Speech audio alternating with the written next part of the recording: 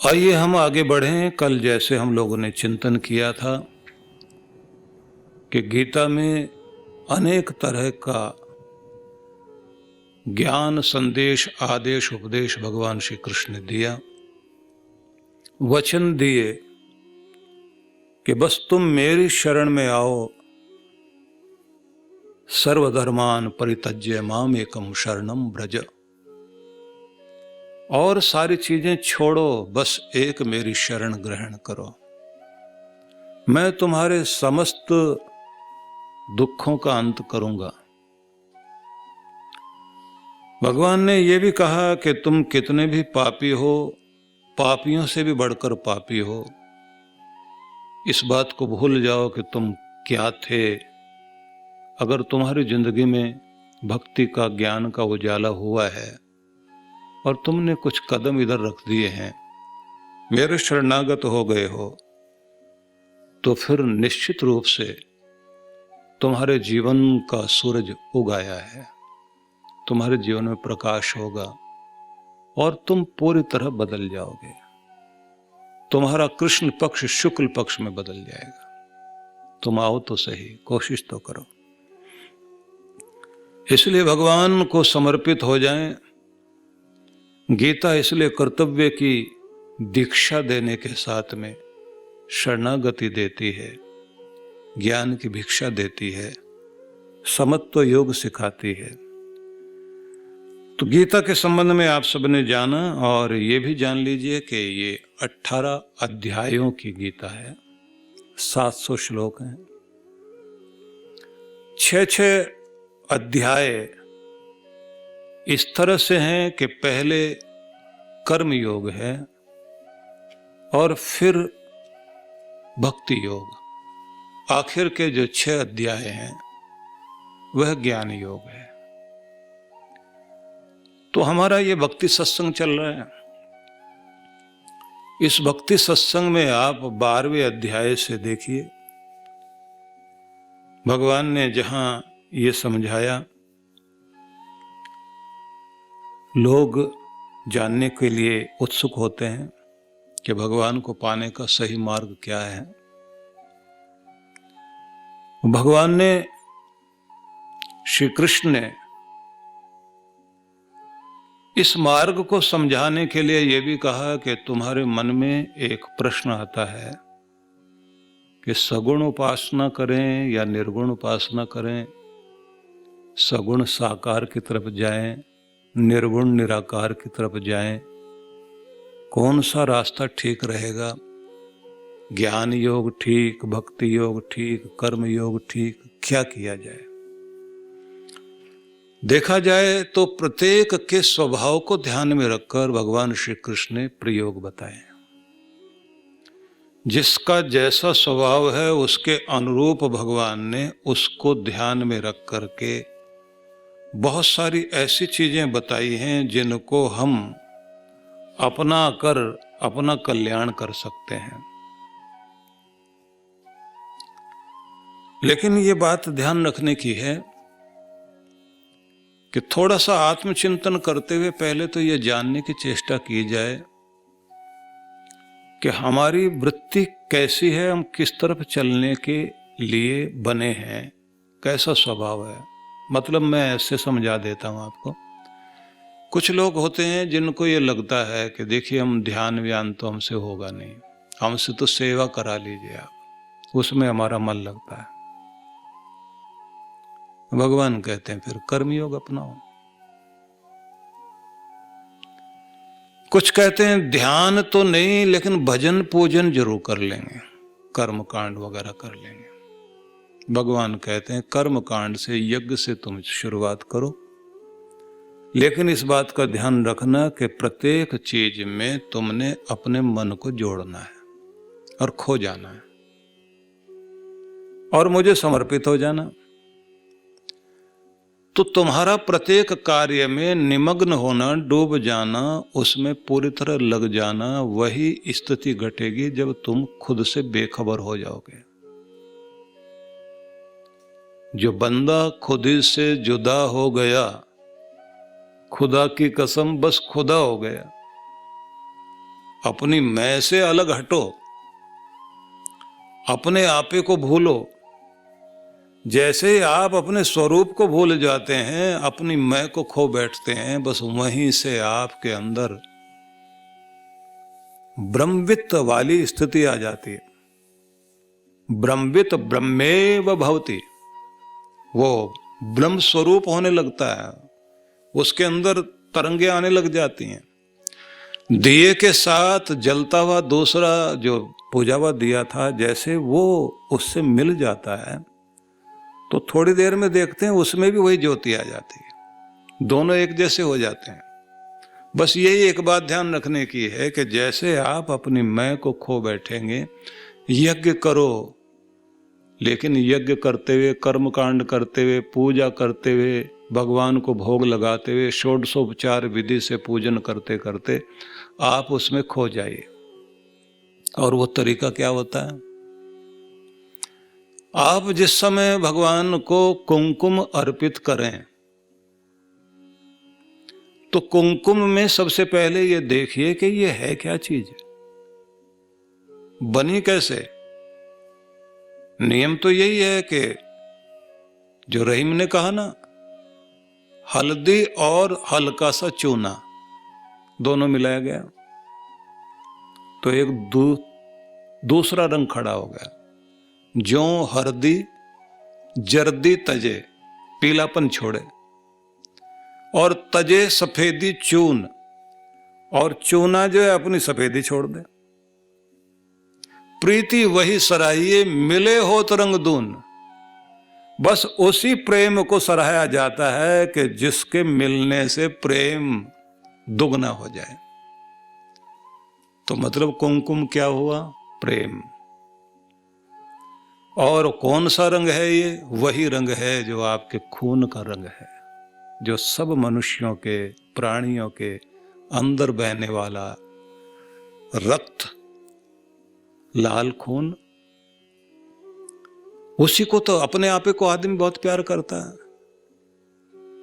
तो व्यक्ति कहता है मेरे जीवन में बहता हुआ, जो मेरे अंदर जीवन जो बह रहा है, वो परमात्मा तेरा प्रेम बहता है, वो तेरी लाली जो बह रही है, उस प्रेम को मैं तुम्हें अर्पित करता हूं। तो वो जो तिलक आपने लगाया, वो कुमकुम अर्पित की, ये हृदय का प्रेम है।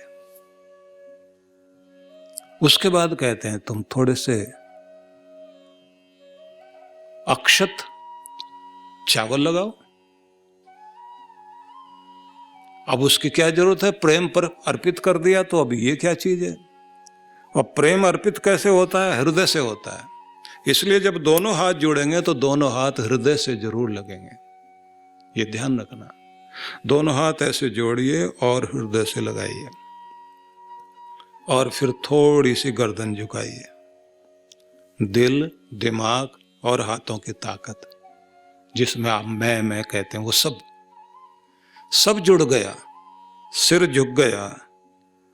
अब इस रूप में आप भगवान को प्रणाम कर रहे हैं। तिलक लगाया, अंगूठे से लगाओ या फिर अनामिका से, ऐसे अर्पित करते हैं। अब यह अर्पण किया आपने, अब कहते हैं चावल की जरूरत क्या है? ये जो तंडुल हैं, जिनको अक्षत बोलते हैं, कहते हैं ये मन का प्रतीक है। और इनको अक्षत क्यों कहते हैं? बिना टूटे चावल ही भगवान को अर्पित किए जाएंगे, ये नियम है। जो टूटा हुआ है वो भगवान को नहीं दिया जाता। और ये क्या है? मन है। मन मतलब जो खंडित नहीं है, जो बटा हुआ नहीं है, बिखरा हुआ नहीं है। मेरा मन ना इधर है ना उधर है तो किसका? भगवान तेरा है। मैं तेरा होकर तुझे अपना मन दे रहा हूं। मन, मना, भाव। भगवान श्री कृष्ण गीता में यही कहते हैं, तू धन की बात मत कर, तन की भी बात मत कर, नहीं चाहिए मुझे ये। फिर कौन सी बात करूं? मन, मना, भाव। अपना मन मुझे दे।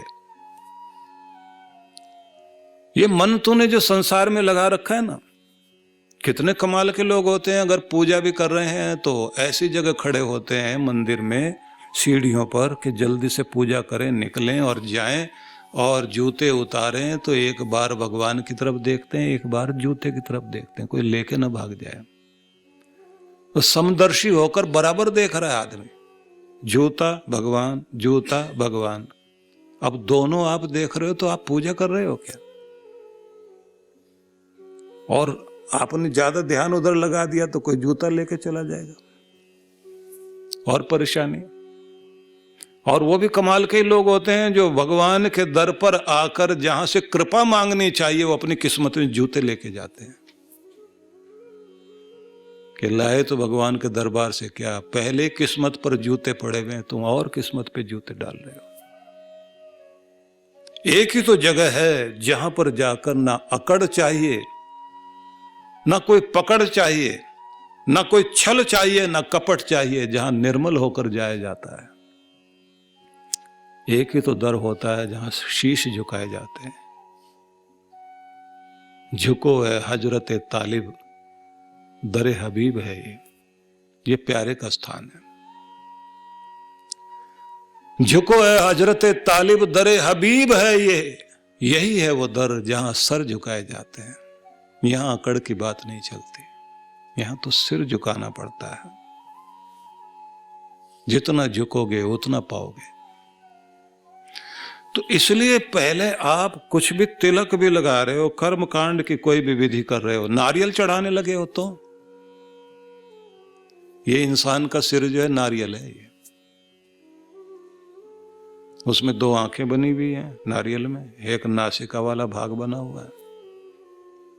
आदमी का सिर है ये, अपना घमंड चढ़ाने आया, मैं नहीं हूं भगवान, अपने आप को तुझे अर्पित करता हूं। अब ये सब करते करते कहते हैं, कृष्ण जब समझाते हैं कि तू कर्म कांड के माध्यम से आए, यज्ञ के माध्यम से आए, देवताओं की पूजा करते हुए आ, लेकिन आज जरूर चल और तेरा ध्यान लगना चाहिए इस रूप में कि पहले शरणागत हो। शरणागत हो गया विभीषण।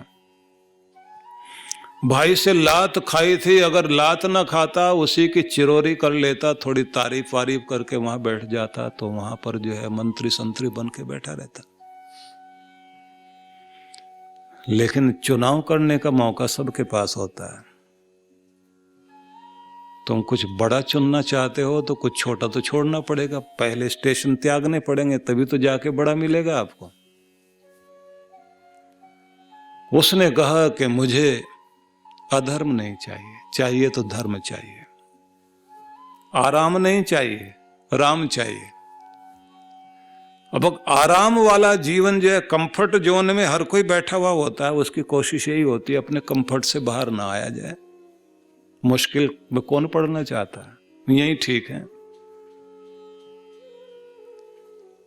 आदमी कहता है ना कि कोई पूजा वूजा ऐसी बताओ रजाई में बैठ के कर लें, इतनी सारी सर्दी है, थोड़ा बाहर जाना ही ना पड़े, यहीं से भगवान को हाथ जोड़ दें और भगवान सुन लें।